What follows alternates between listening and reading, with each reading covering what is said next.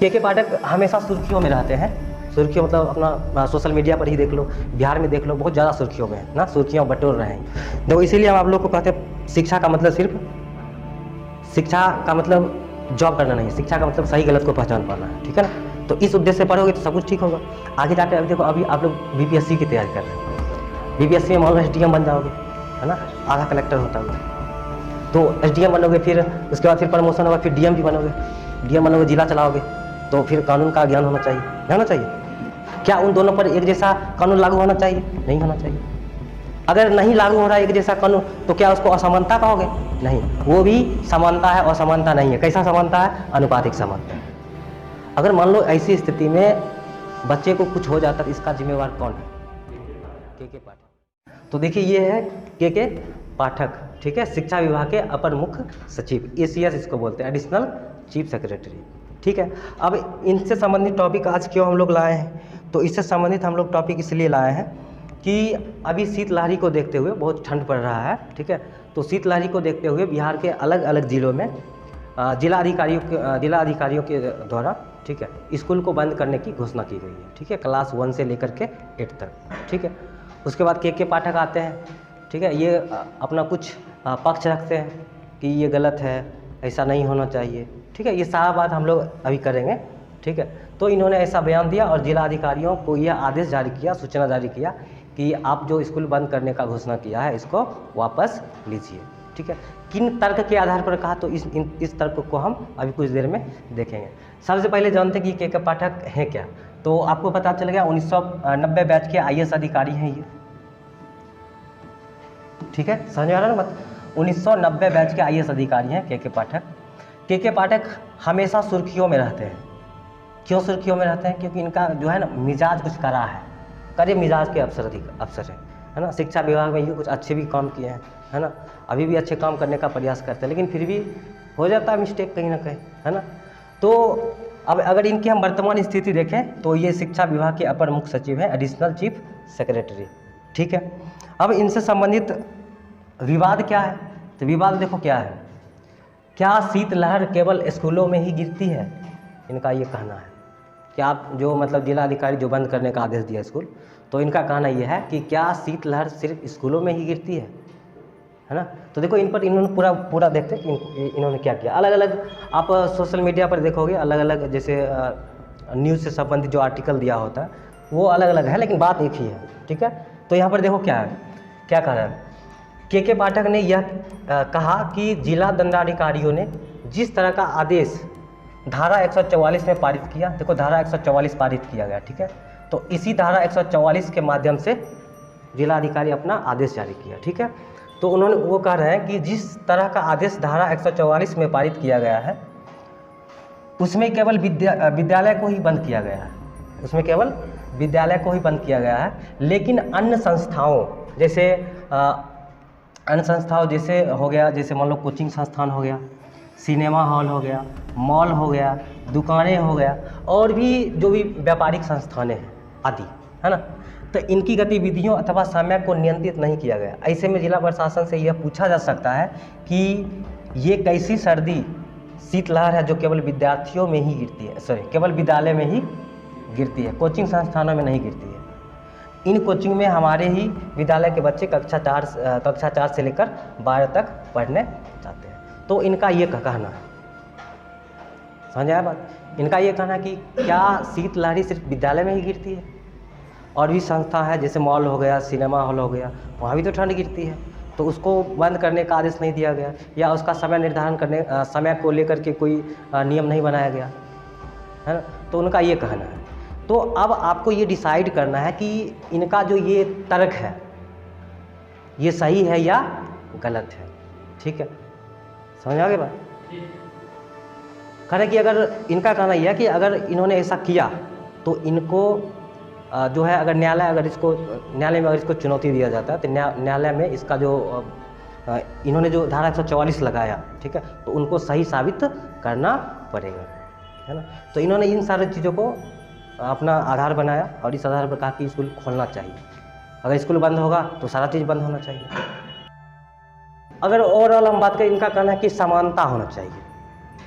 अगर स्कूल बंद हुआ तो मॉल भी बंद होना चाहिए, हाँ, सिनेमा हॉल भी बंद होना चाहिए, और भी जो व्यावसायिक गतिविधि है, व्यावसायिक केंद्र है ना, तो उस पर भी कुछ कानून बनना चाहिए, इनका ये कहना है। ठीक है, तो अब आप बताओगे ये सही है या गलत है। आपके पास कुछ आधार है, आप मौलिक अधिकार पढ़े हैं, आप उसको देखिए और उसके आधार पर आपको बताना सही है या गलत है। तो देखिए, हम लोग पढ़े थे मौलिक अधिकार। मौलिक अधिकार में एक अधिकार है समानता का अधिकार, आर्टिकल 14 से 18 तक पाया जाता है। कोई दिक्कत यहाँ तक समझ में आ रहा बात? तो हम लोग ये पढ़े थे। अब अनुच्छेद 14 देखो क्या कहता है, भारत के राज्य क्षेत्र में किसी व्यक्ति को विधि के समक्ष समानता तथा विधियों के समान संरक्षण से राज्य द्वारा वंचित नहीं किया जाएगा। ऐसा बात कहा गया, विधि के समक्ष समानता तथा विधि के समान संरक्षण से वंचित नहीं किया जाएगा। समझ रहे हो? मतलब कहने का मतलब विधि के समक्ष सभी व्यक्ति क्या है, समान है। देखो यहाँ पर विधि के समक्ष समानता का अर्थ है कि कानून के सामने विभिन्न व्यक्तियों में किसी प्रकार का भेदभाव नहीं किया जाएगा। या हम लोग एक लाइन में अगर बात करें, विधि के समक्ष समानता का मतलब है विशेषाधिकारों का अभाव, मतलब किसी को विशेष अधिकार नहीं दिया जाएगा। कानून के समक्ष सभी व्यक्ति क्या है, समान है। लेकिन इसी में एक चीज़ हम लोग और पढ़े थे कि समानता दो प्रकार का होता है, समानता दो प्रकार का होता है, याद है? एक होता है आनुपातिक समानता, आनुपातिक समानता, और दूसरा पूर्ण समानता। समानता दो प्रकार का होता है, आनुपातिक समानता और पूर्ण समानता। आनुपातिक समानता का मतलब होता है कि समान परिस्थिति में रहने वाले व्यक्ति के साथ समान व्यवहार करना और असमान स्थिति में रहने वाले व्यक्तियों के साथ असमान व्यवहार करना। सही है बात? और पूर्ण समानता का मतलब है कि चाहे कोई भी व्यक्ति हो, स्थिति उसका कोई भी कुछ भी स्थिति हो, उसके साथ समान व्यवहार करें। तो ये हो गया पूर्ण समानता और वो हो गया अनुपातिक समानता। अनुपातिक समानता को थोड़ा और समझने का अगर हम लोग प्रयास करें, जैसे मान लो दो व्यक्ति है ना, दो व्यक्ति है और दोनों का स्थिति एक जैसा नहीं है, तो क्या उसके जैसा एक जैसा उन दोनों के साथ एक जैसा कानून बनना चाहिए? क्या उन दोनों पर एक जैसा कानून लागू होना चाहिए? नहीं होना चाहिए। अगर नहीं लागू हो रहा है एक जैसा कानून, तो क्या उसको असमानता कहोगे? नहीं, वो भी समानता है, असमानता नहीं है। कैसा समानता है? अनुपातिक समानता है ना। अगर एक समान व्यक्ति है, दोनों का स्थिति एक जैसा है, उसके बाद अगर दोनों के लिए अलग अलग कानून है, तभी वो क्या है, तब वो असमानता है। समझ रहे हो बात? समझ आ गई बात? तो विधि के समक्ष समानता का मतलब यही है, अनुपातिक समानता, समान व्यक्ति के साथ समान व्यवहार, असमान व्यक्ति के साथ असमान व्यवहार। फिर देखो दूसरा पॉइंट क्या था, विधि के समान संरक्षण। तो विधि के समान संरक्षण का मतलब क्या होता है? देखो, विधियों के समान संरक्षण में शब्द संरक्षण के माध्यम से, किसके माध्यम से? संरक्षण के माध्यम से यह बताया गया है कि प्रत्येक व्यक्तियों की कानूनों तक पहुंच क्या होनी चाहिए? बराबर होनी चाहिए। इस विधि का समान संरक्षण का मतलब है कि सभी व्यक्तियों का कानून तक पहुंच क्या होना चाहिए? समान होना चाहिए। तो ये आर्टिकल 14 था।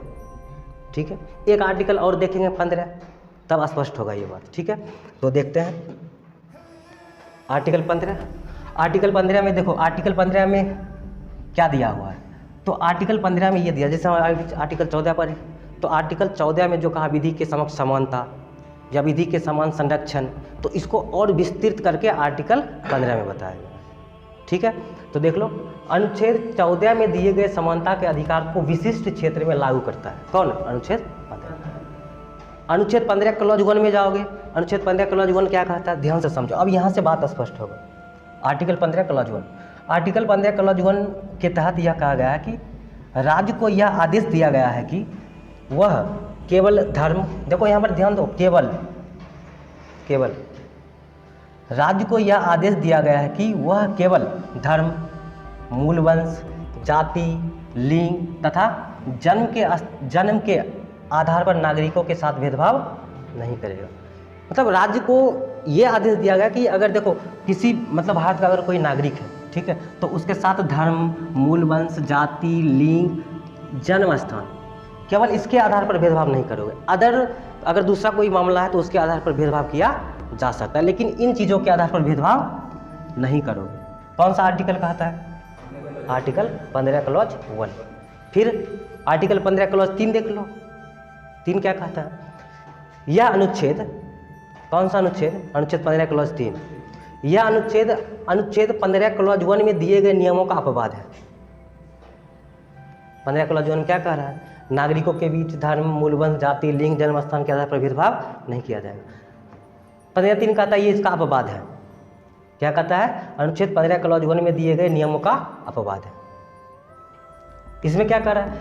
इसमें कहा गया है कि अनुच्छेद 15 में कही गई कोई बात राज्य को महिलाओं और बच्चों के लिए विशेष प्रावधान करने से नहीं रोकेगी। मतलब राज्य जो है इन सब आधार पर भेदभाव नहीं करेगा, लेकिन महिलाओं और बच्चों के लिए विशेष प्रावधान कर सकता है। इसके लिए राज्य इसको नहीं रोकेगा, राज्य इसको नहीं रोकेगा। ठीक है, समझ आ रहा बात? देखो अनुच्छेद 15 क्लॉज 3 का क्या उद्देश्य है? तो अनुच्छेद 15 क्लॉज 3 का उद्देश्य महिलाओं और बच्चों को विशेष संरक्षण प्रदान करना है। महिलाओं और बच्चों का विशेष संरक्षण प्रदान करना है। ठीक है, क्योंकि उनकी शारीरिक बनावट और सामाजिक स्थिति ऐसी होती है कि वो आसानी से वंचन के शिकार हो सकते हैं। मतलब बच्चा है, मान लो अगर बच्चा की बात करें, जैसे मान लो 6 साल से 12 साल, 13 साल, 14 साल का अगर बच्चा है तो उसका जो प्रतिरोधक क्षमता है वो भी क्या है? कमज़ोर है बड़े की तुलना में, है ना। तो अब आप बताओ कि ये जो जिला अधिकारी महोदय क्लास 1 से लेकर के 8 तक का जो स्कूल बंद किए हैं, क्या ये समानता के मौलिक अधिकार का उल्लंघन है? है क्या? नहीं है।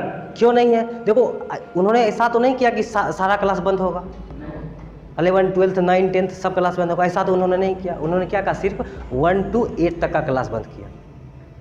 और 1 to 8 तक क्या है? वो सब बच्चे होते हैं और वो इनका स्थिति अलग है। 9, 10 से लेकर उस अपर क्लास अगर हम बात करें तो उसका स्थिति अलग है। तो दोनों का स्थिति एक जैसा नहीं है। दोनों का टीचर से हमें लेना देना भी नहीं, ठीक है। बच्चा की अगर हम बात कर लें तो क्या यहाँ पर दोनों की स्थिति एक जैसा है? नहीं है। वो बड़ा है, ये बच्चा है। तो इसके लिए अगर जिलाधिकारी महोदय स्कूल बंद करते हैं तो इसमें क्या दिक्कत है? दिक्कत होनी चाहिए क्या? नहीं। अभी देखो प्रत्येक स्कूल में देखा गया है कि मतलब बहुत सारे स्कूल में पता चला है कि प्रत्येक दिन एक स्कूल में 4-5 बच्चे जो हैं, हाँ, उसको गस्त लग जाता है, ठंडी लग जाता है, बहुत सारी परेशानी है स्कूल में। अगर मान लो ऐसी स्थिति में बच्चे को कुछ हो जाता तो इसका जिम्मेवार कौन है? के पाठक, है ना। समझ रहे हो बात? क्या ये समानता का उल्लंघन है? नहीं। ये इसको असमानता नहीं कहते, इसको कहते हैं आनुपातिक समानता, और ये कोई गलत नहीं है। हमारे जिला अधिकारी का ये कर्तव्य बनता है कि वो स्कूल को बंद रखें और बच्चे को सुरक्षित रखें। हमारे संविधान में देखो DPS भी हम लोग पढ़े थे, वहाँ भी बच्चों और महिलाओं के संरक्षण का बात किया गया, है ना। तो ये कोई गलत नहीं है, स्कूल बंद होना चाहिए। देखो जिला अधिकारी हैं, वो भी DM है, उनके पास भी पावर है ना।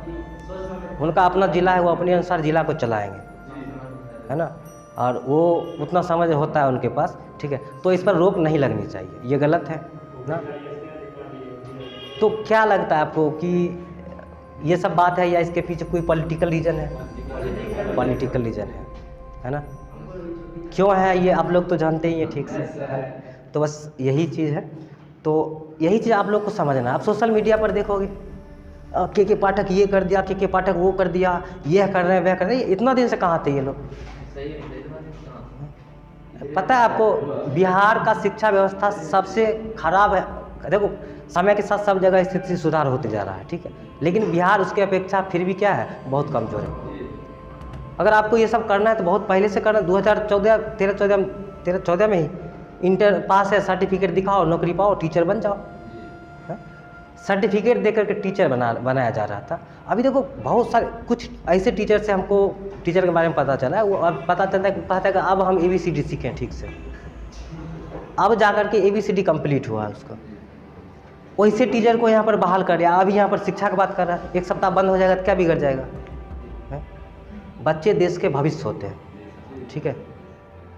अगर मान लो उसमें से कोई प्रतिभाशाली व्यक्ति बच्चा है, अगर मान लो उसको कुछ हो जाएगा तो इसका जिम्मेवार कौन होगा? के पाठक। समझ रहे हो बात? तो आप लोग अगर अधिकारी बनोगे तो ऐसा अधिकारी नहीं बनोगे, कभी नहीं, और किसी के दबाव में काम नहीं करना, आप पढ़ लिख करके डीएम बने हो, कलेक्टर बने हो, तो आपका स्वविवेक क्या कहता है ना, उसको भी देखना है। एक बार डिसीजन ले लेना, फिर उसके बाद पीछे नहीं हटना है। समझ रहे हो बात? तो बस यही सब बात है। और इससे संबंधित एक क्वेश्चन लाए हैं आपके लिए। देखो, मेंस में राष्ट्रीय और अंतर्राष्ट्रीय स्तर का जो करंट अफेयर्स होता है, ये भी क्वेश्चन डाला जाता है ना। ये एग्जाम में पूछे ना पूछे इससे कोई फर्क नहीं पड़ता। ये क्वेश्चन आपके लिए इसलिए है ताकि आप इस प्रकार के क्वेश्चन को आप घर पर बनाने का प्रयास करोगे।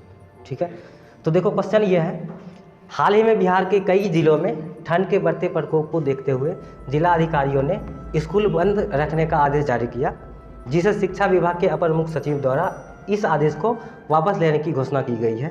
इस कथन के आलोक में आलोचनात्मक मूल्यांकन कीजिए। आलोचनात्मक मूल्यांकन का मतलब ये ना कि इसका बुराई करना है। ठीक है, इसमें क्या कमी है, इसमें क्या सुधार करनी चाहिए। ठीक है, तो इनके ऊपर आपको लिखना आंसर कितने शब्दों में 200